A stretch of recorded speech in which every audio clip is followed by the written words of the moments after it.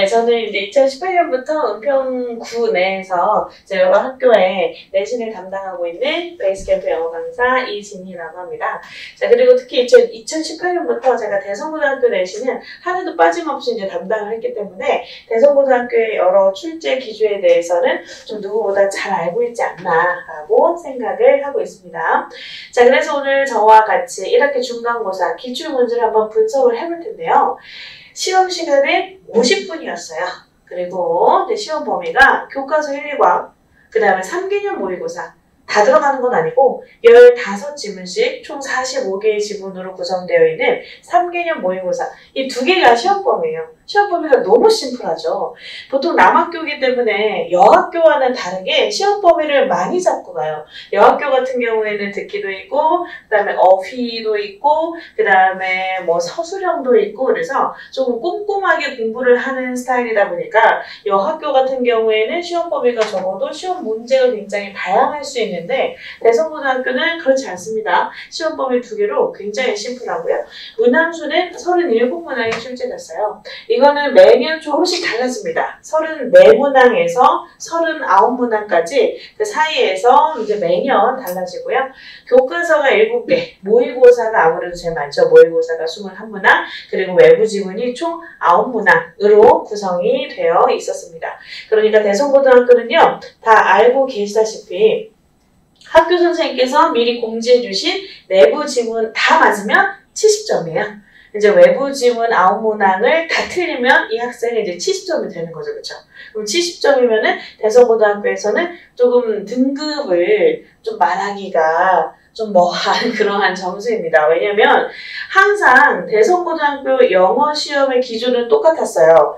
표준 편차가 제공되던 시절이 이제 바로 위탁년까지였죠. 그렇기 때문에 평균 점수를 높이고 표준 편차를 작게 만든다. 그래서 이 학교 다니는 아이들은 굉장히 열심히 공부를 하고 평균 점수도 높다라는 것을 보여주기 위한 그런 시험이었어요. 그래서 우리가 흔히 이야기하는 갓반고죠. 갓반고. 일반고긴 한데 애들이 좀 공부 엄청 열심히 하는 학교야 라는 것을 이제 보여주기 위한 그런 시험 문제의 기준을 가지고 있었습니다. 그래서 시험 문항수, 그러니까 이렇게 내부 지문에 있어서는 시험 문제가 그렇게 어렵게 출제되지 않았다. 그거는 항상 이어져 오는 기조이다. 이렇게 보시면 되겠고요. 자, 여기 밑에도 살짝 밑에도 살짝 적어놨지만 시험이 전반적으로 쉬웠습니다. 무난했어요. 근데 이거는 항상 그랬다라는 거고요. 수능 시험과 가장 비슷한 유형으로 출제가 되기 때문에 매우 까다로운 문법, 문법 책에 저기 구석에 있는 그런 문법 출제되지 않습니다. 어휘도 마찬가지예요. 우리 예일여고 같은 경우에는 이제 시험 문제를 받아보면 제가 풀어보면 이제 저도 모르는 어휘 같은 것들이 이렇게 들어있어요. 그 예일여고 배정된 친구들한테는 제가 그 노란색 해커스 노랭이 보컬 이거를 꼭 암기를 해야 된다. 너 입학하기 전에 이렇게 이제 이야기할 정도로 굉장히 까다로운 어휘 문제도 막 등장하곤 하는데 그렇지 않습니다. 대성고등학교는 수능 시험에서 나올 법한 문법, 대표적인 문법, 그리고 나올 법한 어휘들로 구성이 되어 있다라고 보시면 되겠고요. 자, 그 다음에 조금 더 자세하게 살펴보면은 이제 이런 식으로 출처와 그 다음에 유형, 그 다음에 배점, 그러니까 배점에 따른 난이도, 그 다음에 이제 기고는 제가 이제 조금 더 특이하게 봐야 될 필요가 있는 것들을 이렇게 적어놨어요. 요거는 이제 저희 베이스캠프 홈페이지에 다 게시가 될 예정입니다. 거기서 이제 다음, 왜 그러세요? 졸음이 하품이 난 건 아니죠? 그래서 이거는 거기서 이제 다운받아서 보시면 조금 더 자세히 보실 수 있고요. 이런 것들은 오늘 기억하시나 모르겠지만 제가 수업할 때 얘기했었어요. 소제목과 그 밑에 나와 있는 그 지문을 반드시 연결해서 공부를 해라 라고 말씀을 드렸는데 승재 기억나니? 네. 그렇구나. 다 맞았겠네. 자, 그래서 여기를 이제 보시면은 다 하하하 이렇게 나왔어요. 그러니까 어렵지 않은 시험이었고 특히나 8번 같은 경우에는 일치불일치이지만 보기항이 우리말로 구성되어 있었다. 그리고 이제 쭉 보시면 빈칸으로 가서는요. 본문 변형이 없어요. 본문 변형 없음 이렇게 다 되어 있죠. 그렇기 때문에 어느 정도 성실하게 복습을 했다면 그러면 이번 시험에서 적어도 85점 이상은 맞았어야 되는 시험이다. 만약에 우리 아들이 시험을 봤는데 얘가 70점대가 나왔다. 그러면 많이 복습을 못한 거예요. 그 친구가. 이거는 복습을 여러 번, 그러니까 그냥 읽어보기만 했어도 조금 80점 이상의 점수, 85점 이상의 점수는 받았어야 되는 그런 시험이다. 라고 제가 생각을 하고요. 자, 그 다음에 이제 31번 같은 경우에는 연결사 문제가 출제가 되었어요. 근데 연결사는 이제는 수능에서 사라진 유형이거든요. 근데 이제 연결사를 출제하신다고 하는 거예요. 그래서 어떻게 출제가 될까 이제 기대를 하고 있었는데 출제에 오류가 있었기 때문에 이거는 이제 제외되었다라고 보시면 될 것 같아요. 선생님들 출제 안 하시던 걸 출제하셔가지고 약간 오류가 있었나? 이런 생각이 들기도 했고요. 자, 그 다음에 대성고등학교 그 문항 100점을 보면 가장 높은 100점. 이번에 이제 시험 문제의 개수가 조금 늘어났기 때문에 3점짜리는 없고, 자, 가장 높은 100점이 이제 2.9점인데 2.9점의 100점을 가진 문제들이 다 어법 유형에 몰려있다라는 것을 알 수가 있죠. 그렇죠? 그래서 어법 틀린 거 1개 고르는 거, 그 다음에 틀린 거 2개 고르는 거, 이제 이런 유형으로 나와 있습니다. 자, 보시면 이제 외부 지문의 출처라고 되어 있죠. 그래서 제가 이제 외부 지문이라고 표현되어 있는 그 지문들을 구글링을 제가 다 해봤어요. 그래서 제가 구글링을 나름 잘하거든요. 그래서 앞에 이제 따옴표, 뒤에 따옴표 해가지고 막 그 요소로 검색을 해봤는데 구글에 걸리지가 않아요. 왜냐면 굉장히 옛날에 봤었던 모의고사에서 발췌하신 다음에 그거를 변형해서 출제를 다 하셨습니다. 제 생각에는 GPT를 잘 이용하시거든요. 대성고등학교 선생님들께서. 그래서 이제 출제하고 싶은 그 문항을 고르신 다음에 GPT한테 이걸 바꿔줘 이렇게 하신 것 같아요. 그래서 똑같은 내용이지만 왜냐면 제가 가르쳤던 내용이 기억이 나더라고요. 이거 분명히 가르쳤던 건데 왜 구글로 검색했는데 안 나오지? 그래서 봤더니만 10년 전에 2013년 2015년도에 봤었던 그 모의고사에서 지문을 발췌한 후에 변형한 그런 지문들이었다라고 우리가 볼 수 있을 것 같습니다. 자, 다음에 총평과 대비 나왔는데, 총평과 대비가 나왔는데요. 이번 대선고 시험은 한마디로 너무 평이하여 독이 된 시험이었다. 근데 이거는 원래 그랬다. 예전부터 1학년 1학기 중간고사 시험은 매우 평이하게 출제가 되었다라고 보시면 돼요.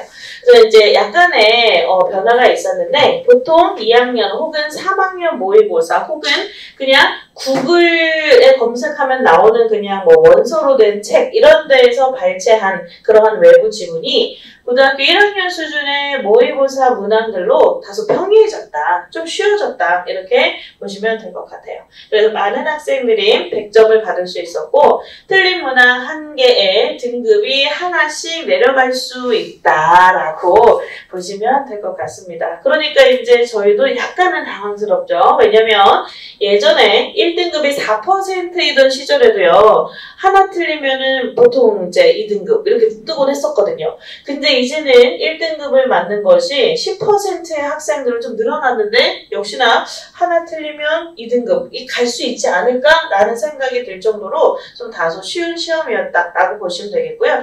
그렇기 때문에 큰 의미는 없습니다. 내가 이번 시험에서 100점 맞았다. 아니면 내가 이번 시험에서 하나 틀렸다. 선망했네. 내가 이번 시험에서 2개 틀렸다. 나 망했나? 이런 것들을 따질 그런 어떤 기준이 될 수 있는 죄송해요. 네, 기준이 될 수 있는 그런 시험은 아니었다라고 생각이 됩니다. 그래서 기말고사는 난도가 올라갈 거예요. 분명히 훨씬 더 어려워질 겁니다.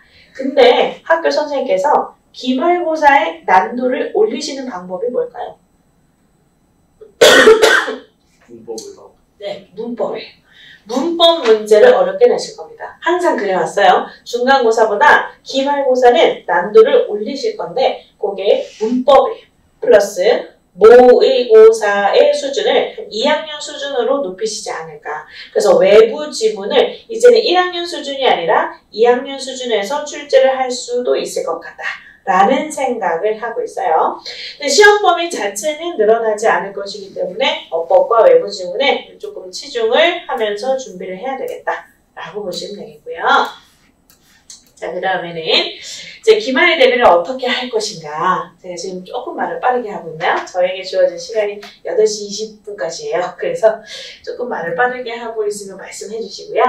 자, 기말 대비 전에는 본인의 취약점을 파악하는 것이 중요하다라고 생각해요. 왜냐면 중간고사를 보고 났거든요. 중간고사를 치르고 난 이후의 상황이기 때문에 나 이런 거 어려워하네. 나 이런 거는 특히 취약하네. 이것을 아이들이 이제는 알 수 있어요. 어떤 친구 같은 경우에는요. 과학 지문 나오면 일단 마음에 좀 어려움이 생기는 그런 친구들도 있고요. 철학 이야기가 나오면은 이거 딱 머릿속에서 내용이 막 헷갈리는 친구들도 있습니다. 어떤 친구들 같은 경우에는 어법 문제만 막 틀리는 애들이 있어요. 어떤 애들은 어법 정말 기억하게 잘하는데 문장 넣기는 맨날 틀린 애들이 있습니다. 그렇죠? 그리고 이제 반복학습 스케줄이라고 적어놓은 거는 이거예요. 많은 친구들이 이제 수업을 이제 제가 나가요. 그러면 이제 제가 항상 하는 말이 나랑 수업하고 그 다음에 네가 다시 복습할 시간이 없다고 생각하면서 이제 수업을 받고 그날 바로 복습을 해라. 그러니까 너 오늘 이거 공부하고 그 다음에 시험 볼 때까지 다시 이 지문 볼 수도 없을 수도 있어 이런 생각을 가지고 항상 바로바로 복습을 해라 라고 제가 이제 말을 합니다. 왜냐하면 많은 아이들 같은 경우 어떻게 생각하냐면 수업을 한번 들어요. 그 다음에 그렇구나. 그 다음에 이제 시험 보기 전에 이따 다시 한번 봐야지.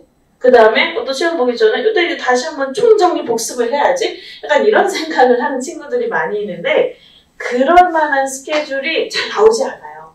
왜냐면 영어만 하는 것도 아니고 특히 영어는 뭐 범위가 많이 줄었다고는 하지만 결코 막 객관적으로 봤을 때 굉장히 적은 범위는 아니에요. 근데 45개의 지문 플러스 이제 교과서가 있기 때문에 그래서 자기 생각에는 한 3-4번 복습하고 시험을 볼 수 있을 것 같아요. 근데 그렇지 못해요. 그렇기 때문에 이거 반복학습 스케줄을 내가 잘못 짜서 나는 원래 한 4번 정도 반복해서 보고 나서 시험을 치르려고 했는데 막상 시간이 없어서 한 번밖에 못 봤어. 막상 시간이 없어서 2번밖에 못 봤다. 약간 이런 스케줄을 짜는 데 있어서 실패하는 친구들이 있습니다. 그래서 그렇게 내가 반복학습, 그러니까 복습의 스케줄을 잘못 짰는지 그거 생각을 해보셔야 되고요. 그 다음에 이제 많은 친구들이 너 시험 왜 못 본 것 같아? 이제 제가 영어 시험 끝나면 진단표를 이제 딱 돌리면서 본인이 틀린 문제에 대해서 왜 틀린 것 같은지 쓰라고 합니다. 그러니까 많은 친구들이 하는 말은 과제 이수를 못했다. 사실 제가 숙제를 못했어요. 선생님께서 내주신 숙제를 제가 그날 하지 못한 것이 조금 실패의 원인인 것 같습니다. 뭐 이렇게 이야기하는 친구들도 있어요. 그래서 내가 이번 중간고사를 보고 나서 내가 흡족한 점수가 나오지 않은 원인이 무엇인가 이거를 좀 파악을 하시면서